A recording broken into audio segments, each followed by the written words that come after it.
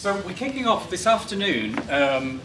Obviously, we have the advantage over Portsmouth in that they couldn't bring their students with them, but they could give you some case studies. We're going to introduce you to 4 businesses and get them to say a little bit about what they did during their enterprise placement year experience, and also what they're subsequently either hoping to do or have done.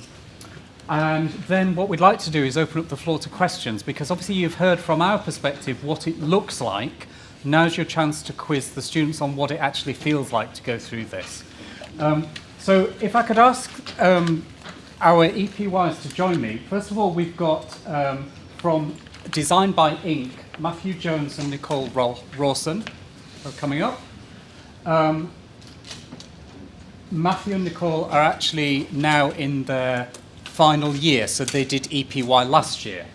We have Josh Robbins from Josh Robbins Graphic Design. Josh did EPY 2 years ago, and so is now a graduate. And then we have Joy Pocock from Betty Virago, who is a current EPY student, and also Dot Kania, who is also a current EPY student. So you've got a mixture, basically, of some current, graduated, and final year. So they're going to start by just giving an overview of their business each, and then we'll go to questions and answers. So, Inc, it looks like you're up first. Yeah. Thanks, Phil. So, hi everyone. We were on enterprise placement year last year over in the DOIC, where we started our own graphic design agency, both coming off the graphic design course. We thought it was a fantastic opportunity to get industry experience, but also learn how to work for ourselves and learn the discipline and the organisation skills necessary to expand into freelance after graduating. So now we've just gone back into our final year of studies. It's just about winding down now.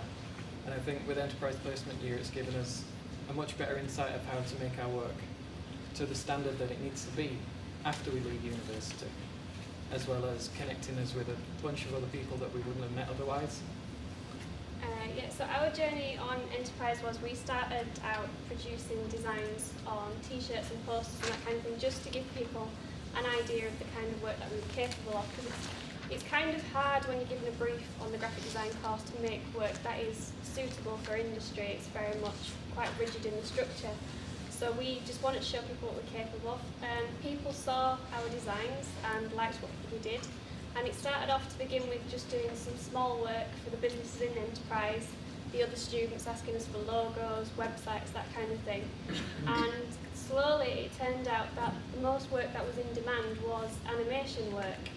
And fortunately we were merged with animation as part of the university for the last 2 years, so it was something that we were able to expand into, and that's where our business was really successful. And we did work for other universities. We've done work for Coventry, we've done work for Leeds Beckett University and our own university, of course, and the Students' Union. And then we've also managed to get contracts from a subsidiary of the NHS and the National Union of Students as well. Yeah, and it's been really interesting going back and speaking to our fellow students who also did placement actually in industry. And it's been interesting to hear how their experience was different, because quite a lot of them said that the work that they did was just managing social media websites for the companies that they worked for. They didn't actually do design work, and the work that they did, they're not really allowed to take credit for. And the portfolios that they built don't represent who they are as designers and what they want to be when they finish. So definitely doing enterprise has given us that advantage that they've not had. Thanks very much. So next up we have Josh. So Josh of Josh Robbins Graphic Design, and Josh graduated last summer. Josh, is that right? Yeah. So I'm Josh. My company is currently called JR3D. I will get to that. So I'm a freelance 3D artist. So I also do graphic design and illustration. As Phil said, I started the business way back in 2014, I think it was. Yeah. Back then it was called JRGD, and the main focus was graphic design and illustration. My kind of key selling point that I developed over the course of doing the placement was that I also could do 3D, small bits of animation, so it was kind of like a variety of skill sets. Through doing the enterprise placement, I managed to get my foot in the door with a lot of smaller businesses, smaller clients, thanks to the team. and that was a really good foot in the door for things like portfolio, and especially with graphic design, it really snowballs, so the more portfolio you've got, the more clients you tend to get. So that was a lot of fun. I worked with a number of different clients, from universities to other companies, like these guys work with people that were on the course, they need logos, things like that. Local promotional material for local businesses, things like that. And then once completed, I took a bit of a step back to do my final year at university, which is in computer game design, hence the 3D skills. And when I graduated, I decided to come straight back to the business, and just with a stronger focus in 3D instead of graphic design and illustration, hence the rebranding. And since graduating, it's pretty much my full-time job since then.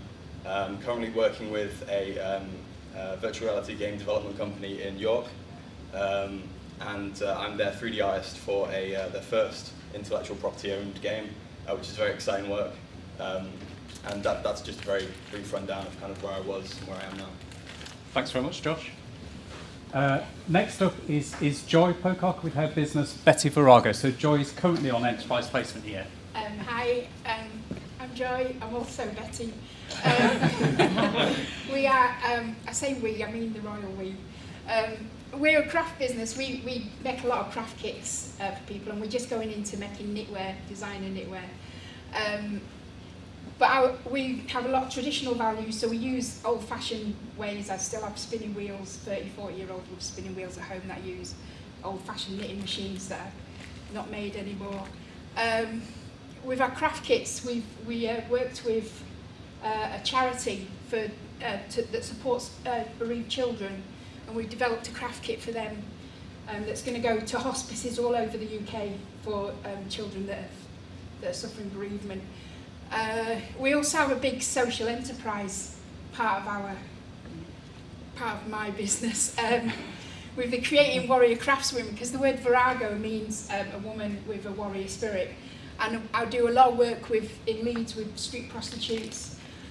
And a lot of our passion, as well as is traditional crafting. We work with in the community and provide knitting workshops, and I'm going to the Knitting and Crochet Guild conference in a few weeks' time to teach knitting and electronics. So we also, as well as tradition, we do a bit of advanced stuff as well, a bit of modern stuff.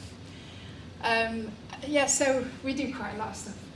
And that's us, and I've really enjoyed the year, and I'm going to continue and keep this business going. Thanks very much, Joy. And last but not least, we have Dot Carnier with her business Pattern.Designs. Hi, I'm Dot from Pattern.Designs. I absolutely love surface decoration and pattern design, and the EPY year has been a really fantastic chance for me to sort of realise that and then to develop that. I've come from a costume design and textiles course, so I've done a lot of textiles, but that element was really drawn out through this course, giving me the time to experiment and to realise. I started off creating fabric packs and paper packs for crafters through the pattern designs that I create. I absolutely love to use mixed media and then to put it through the digital of Adobe Suite, through Photoshop, and then I've learnt new skills in Illustrator as well, to make them, vector graphics. I've developed this into various creative products that are now retailing online and also in outlets in this country. It's been really handy for me to get customer feedback. These guys have taught me a lot about market research that I wouldn't have known, lots of financial information, how to do my accounts, and all the things that I needed to know to now to go forward to develop this, which I'm really excited about doing. And this has been a really healthy safety net that meant I've done something that I would have been too scared to do otherwise. Developing for the future, I'm going to continue to press into different outlets and to commission basis as well from a pattern design. I've been able to broaden the technology for my work and to launch into that new sort of avenue that I'm really excited about as well. So thank you very much. Thanks very much, Dot. So you've heard from 4 different businesses there at different stages of either on EPY or having completed it. We just thought this might be a nice opportunity for you to ask the students questions if you haven't. You've had lots of questions for us, so I hope you've got lots of questions for the students as well in terms of what it feels like rather than what it looks like. So we can take questions from the floor now if you have some. Yeah. I just really like to put this to all of you actually through various different experiences. Some of you on your year at the moment and then in the final year year now. What would be your main advice back to your tutors on your courses as to what is missing that you felt you need to experience to be able to, with confidence, go into the industry? Definitely a reality to the briefs, I think. The things that we're taught on our course are very open-ended and very experimental, which is great in one aspect that it allows us to develop our own style and explore different mediums. But being on enterprise year is more, let us work within certain constraints to industry standards and what clients would expect us to deliver on a more definite path, I think. Yeah. More reality. Yeah. They're also a bit slow at kind of introducing us to software and things on our course. So I know, for instance, that students that come into final year next year, quite a lot of them don't know how to use Illustrator yet, which is final year graphics students is a big problem. And is that coming from industry to you through your experience? Yeah, and it's also the tutors are starting to realise that as well. They've just found out this year that that's going to be a big problem that they're going to face next year. When did you make your? Oh, sorry. No, that's fine. When did you make your decision about you wanted to do the enterprise placement year? Is it something you thought about before you came to Huddersfield, or was it during your first year, the latter part of your second year? When did you make that commitment? I knew I always wanted to work in something creative, so 3D was the course that I went on to, and I knew I wanted to either work for myself or go into the industry through a big company before I went to university. When it came to the option of doing a placement year, for one, there wasn't many available, which also kind of answers the first question. There wasn't many available for my industry. But I saw the opportunity to do placement for the enterprise and run your own business. And as these guys said, it was a great kind of like a net to just test it out, see if it worked or not. So yeah, I think when I saw the advertisement to be able to do the placement, I thought that was, after especially speaking for the first initial interview, this is definitely something I want to do, or at least try out. And it has turned out to be, what I want to do.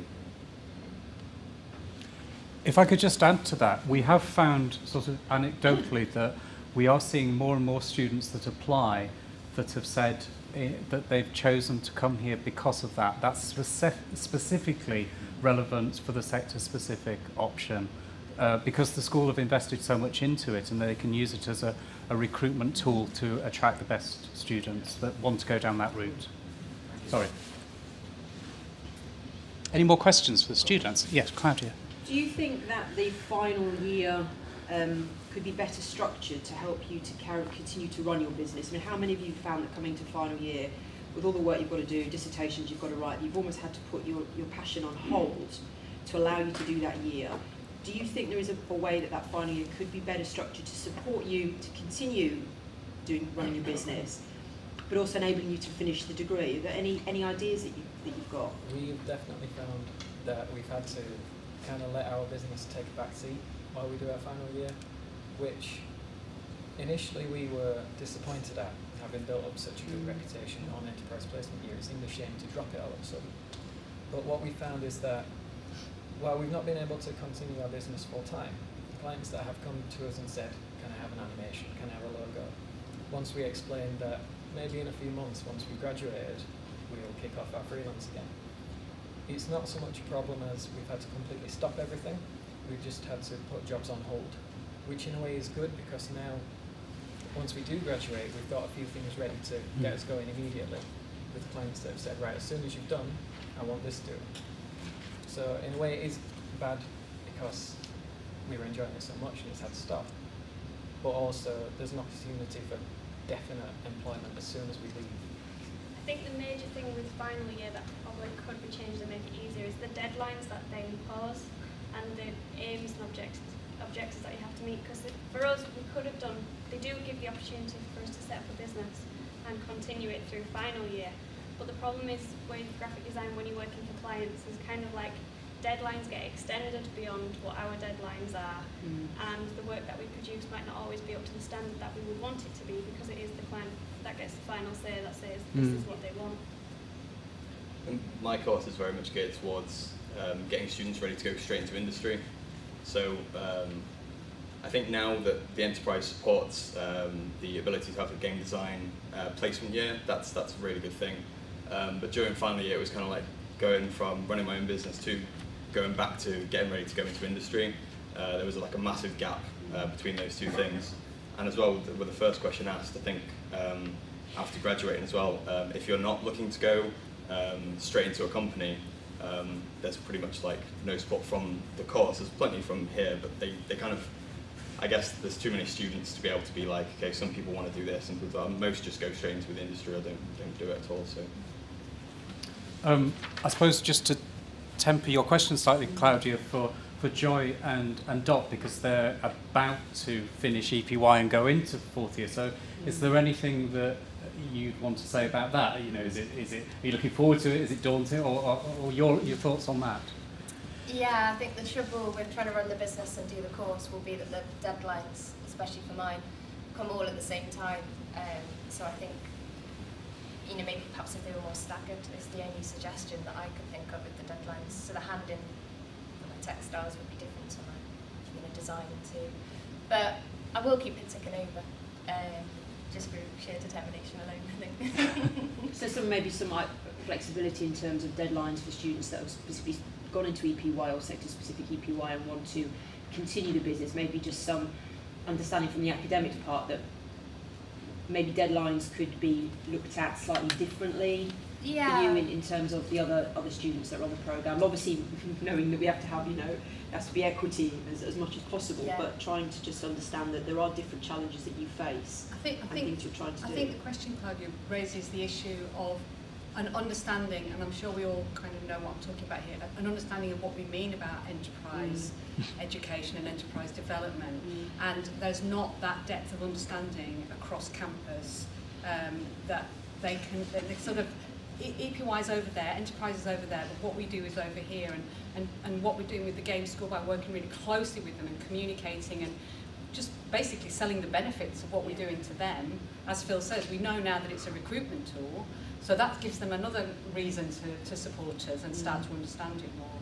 I think there just needs to be more understanding, and there aren't many reasons why you couldn't do more in terms of that final year. So we have had students who've gone back and carried on with their business and actually used what they've produced for their final year show and things. But as Ink say, it kind of depends on deadlines and projects and things like that. So there is more that could be done, but I think the will is not totally there yet. Not because people are not interested, just because they're not aware of enough of how we work and what it means. Dan. Yeah, just on that, I'm going to ask a question. If you had as part of the dissertation an option of a business plan, for example, across all the courses, then because yours isn't credit bearing, you're not double counted the mark, so you could just have a dissertation straight business plan, and then all the learning views could go into that. Would be quite a nice way, depending on how you're structured, of course. But sorry about that. My question is, out of everything that you've gone through an enterprise unit, from a support service that you've received, what has been the most beneficial? And then secondly, I'm sorry to ask this, but what has anything been missing? Now you've sort of had a chance to reflect, and now you're in situ. Is there anything that, it could be a skill build, or we really needed to know about whatever? I don't know about, I have a think, but in terms of missing, I'll come to that maybe in a minute. But what we definitely loved was in the DOIC itself and on the enterprise course. In the DOIC itself and on the enterprise course, there are so many different disciplines and students from all different schools that we've been able to merge with. Like if we needed a website building, there's a guy from the IT course that they can help out us, and in return we can do some work for them. Or if we needed t-shirts printed, there's people from the textiles course that we can collaborate with. I think that's something we wouldn't get maybe on a normal placement, or definitely not on our graphics focused course. One thing for me that was a really good thing was just to help with things like contracts and HMRC, because from a freelance perspective, I think without being able to just give these guys an email, HMRC is really scary. And I've had to deal with them a few times. But being able to know that no matter what happens with the business, if you've got an issue with a client or there's an issue with the contract or anything, that you can just kind of say Phil, if I can kind of just have a 5-minute meeting just to talk about it. Having that behind you was the best thing for me. I felt like I had I did have a team behind me, with the whole progression of the year. So no matter what happened, it was like a learning curve. But yeah, that was the best thing for me. I don't know about missing now. Can I just explore that? Because obviously you sound very well-rounded. Do you and Phil might give you some guidance? There's language that's creeping into higher education about educating. You can't give guidance, you can't give advice.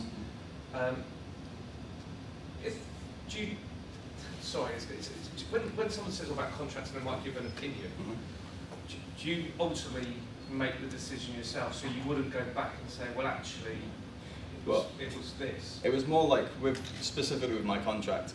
It was initially built off. I first went and said I need to make a contract. I think that's the right option to safeguard things. So I asked if there was any examples of previous ones, and that was given to me, which was good. So I used a template of what someone else wrote that was provided to me by these guys, wrote my own one, and then it changed throughout the course of the year through experiences and things. And I'd often send it via email and just say, can you guys have a quick look? Is there anything you can see that doesn't sound right or potentially look more professional, that kind of stuff? But yeah, ultimately, there was no kind of you should do this, you should do this, or it was more you might want to consider this, or have you thought about IP and things like that? And I thought, actually, no, I haven't. I'll go back and change something. How's it look now? And that's the sort of process it was. Yeah, I think just to add to that, one thing that we found on our course in the first and second year is that obviously it's tutor-driven assessment. So everything's either right or wrong, and you could have done it differently. What we found on enterprise year with the team is that if we came to them with an issue, they might not say, you should do it this way. They'd say, well, have you thought about this? Have you thought about doing that way? And we were always the ultimate decision makers, just kind of helped and assisted by the team. I suppose that comes back to the thing we were talking about earlier about positioning. So we're there as an impartial ear and voice, but ultimately they're not our businesses. We can only give best practice advice and give options for them to then take. And when it becomes too technical or too involved, that it's not in the skill set, we go to our friends of the enterprise team. So for legal, we have now established something called ELGS, Enterprise Legal Guidance Service. So 4 times a year we have a solicitor come in, and the students can make appointments and have conversations and that sort of thing. Is that something in your contract that you agree initially? Is that something in the contract that you agree initially, that all the business is 100% theirs and that your guidance and advice? Yes, it's within, I can't remember if it's in our enterprise placement year contract, but it's certainly within our terms and conditions of how we support businesses. So we have a user agreement for the DOIEC and that sort of thing, and it's in there to avoid issues of shadow directorship. Yeah. Any more questions for the student? Yes. I'm intrigued to know, other than the students on campus that you managed to get as your clients, how you managed to get such big named companies to work with you, fresh out of having nothing as a portfolio to base anything on? Yeah. It's kind of funny you should mention, because we hit a really good break on enterprise placement year. Sorry. Do you want the mic? I'll just shout a bit more. We had a really good break on enterprise placement year. We were networked with Fifth Planet Productions, who are filming the event today. Nick and Stacey, they had a lot of work on from bigger name clients, and we were recommended to them and put in touch with them through the enterprise team. So it's not only the connections we can make in the DOIEC, but it's the names that the enterprise team already have access to, that they can kind of act like a representative or a middleman and recommend our startup businesses to these much bigger clients. So how much of your client base was recommended by the enterprise team, and how much of it was you actually going out and generating work yourself? Initially when we first started, a lot of it was us going out ourselves to do things, but what we found was that when our name was put out there by the enterprise team, and given we didn't have time to actually go out there and promote and advertise ourselves, all of the work in the second half of the year came to us, and we didn't need to say anything to anyone, and we were busy pretty much right up until we finished and we started our course this year. Can I just add to that as well? We actually went to these guys out of merit. It wasn't because they'd come through the enterprise team. We didn't actually know, I think, that they'd come through the enterprise team. They just, all 3 of these actually created fantastic work. We went to them because it was amazing. And not because we wanted to exploit them as their students or anything, because we came up in that environment and we knew what they were going through. So they just create fantastic work. Sorry, I just had a point to add. No, it's really important. One thing I mentioned to some of the people that came into the DOIAC earlier was that we actually commissioned from one of our startups an enterprise team directory, so that people who are coming into the DOIAC for the first time are able to see the other businesses which we are supporting, but which are not necessarily always in the room. That means that they can start to build their networks and think about who they want to target. And included on that are our enterprise alumni, so people who have been through the service. So whilst we try and facilitate, as Nick's pointed out, actually they choose to work together based on merit and shared values. And I would say as well that one of the things that I think we add into the mix, and we talked about this earlier with Ocean Spark, is by going through any of our programmes, the students are going to pick up the vocabulary, they're going to pick up the understanding of professionalism, and that kind of gives it a credibility with external businesses and other businesses outside. So the difference between a freelance student who's actually a student and one of our kind of businesses is that difference, is that professional edge. They understand what the client means by deadline. We talk them through creating a brief, receiving a brief, having those client meetings, agreements. So I think that really helps get them those bigger clients, because actually they're not just going cap in hand, they're going really confidently, and that comes across. And I think having us behind them just sort of helps with that credibility, and sort of, as the reputation grows. Can someone just remind me how we're doing on time? Is this one ending at 1:40, this session? Yes. Yeah. So we've got chance for any more questions? Yes, sir. How are you judged by your other students around actually taking on the placement year scheme? Because there is that kind of impression sometimes that, oh, it's not a proper placement or etc. So how, from your perspective, were you judged by the other students before you went on it and afterwards? And also, how did your parents react when you said about it? Because they're sometimes quite an interesting case to look at as well, because Such a good question. Yeah.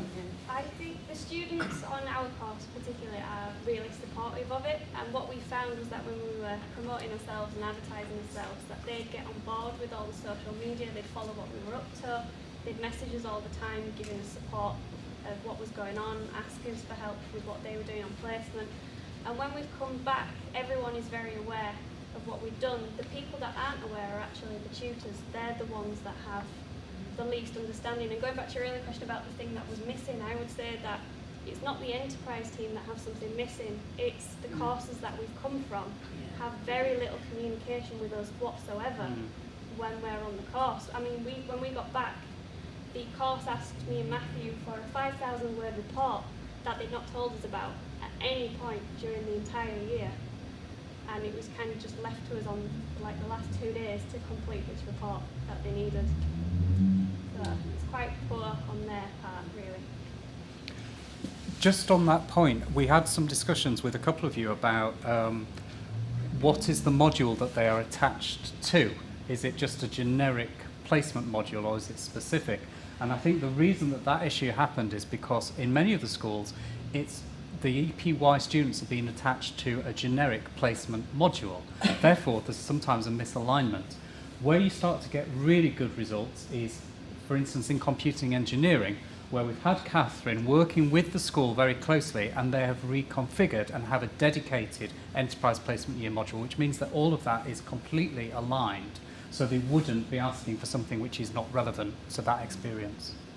Yeah, I think they corrected it for our year. My tutor came and met with me and was very interested in what I was achieving. So that's good to hear as well, Dogs, that that's changed. Because that's just 1 year, actually, isn't it? So 1 year apart.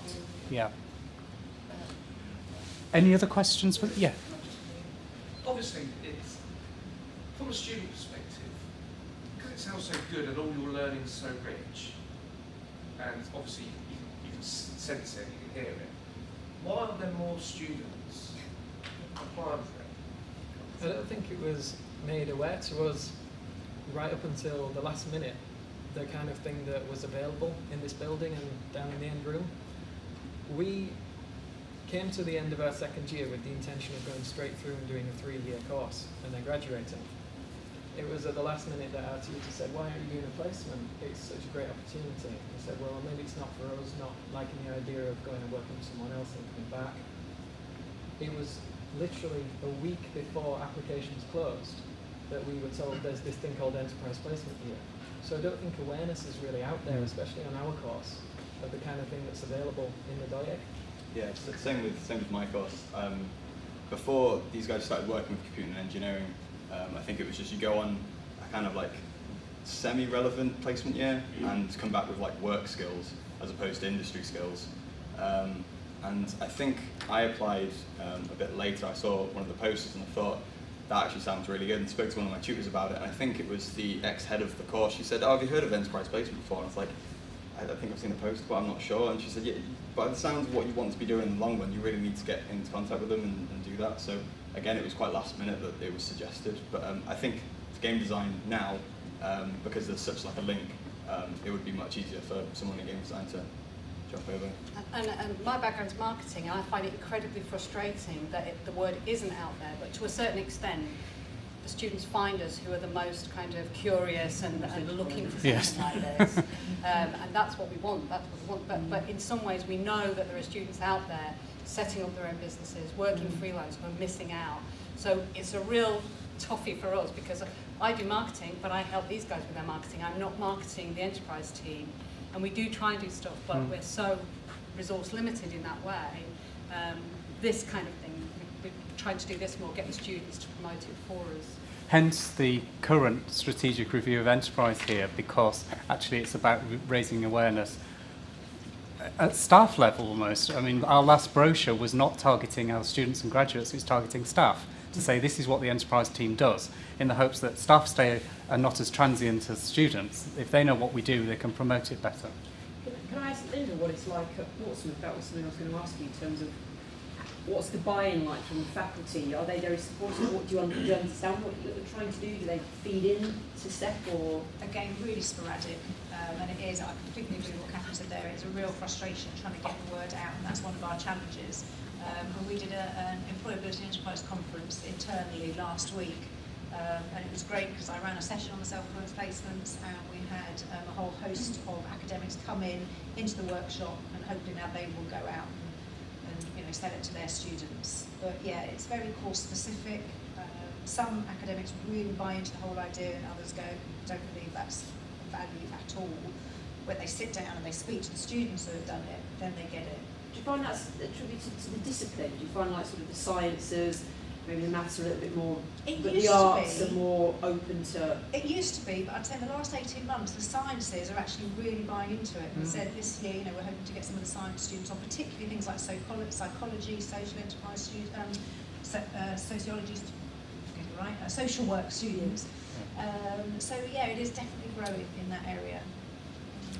Lady by the balcony's had her hand up. Sorry, I didn't see you. I was thinking about the marketing and how you do promote this to students, and if there's specific cohorts that you try and target where this will suit them more, or you try and go through academics rather than advertising out to the students, just kind of what the avenues you use. It's a mixture, really.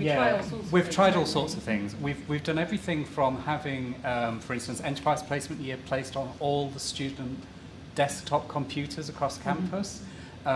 We do social media campaigns. Depending on the individual schools, for instance, art, design and architecture have a very well organised placement conference. So every November I go into that and talk to en masse, sort of like 240 or so students. Other faculties other schools do it in different ways, and so it might be more problematic. The other thing we've noticed is that there are some schools that don't engage with enterprise placement year, but that's not necessarily because they don't like the concept, it's because maybe the courses that the students are on require professional practice. So for instance, School of Education, they're going to be needing to go out and have classroom time in human and health science. Podiatry is going to be needing to do podiatry practice, so it wouldn't fit. So there are some justifications why some schools can be less engaged than others. In the longer term, what I'd really like to do is to use more of the recruitment side of things. Sorry guys, this is your session, but in terms of we're now understanding that this is a recruitment tool, and to get more attention from the powers that be at the university by saying, actually, listen to what these students are saying. You know, you can't, you know, you just need to bottle this and take this out to schools and colleges and start talking to them at that stage about this program. And hopefully from that kind of top down, starting to get people to understand that's just a real genuine benefit, but it takes time. Interestingly, Ocean Spark that you met earlier, one of their sort of USPs, if you like, is that they actively go back to the schools and colleges that they originally came from and talk about what they're doing. And that's engaging students to consider coming here because they've seen what they're capable of, and that's actually really empowering for a younger student to consider. But I'm conscious of time, and I just want to thank our guests, the students, for coming back, and graduates. Really appreciate your time today. And if you're able to stay, please do, but I understand if you've got to go and run your businesses. So thank you very much.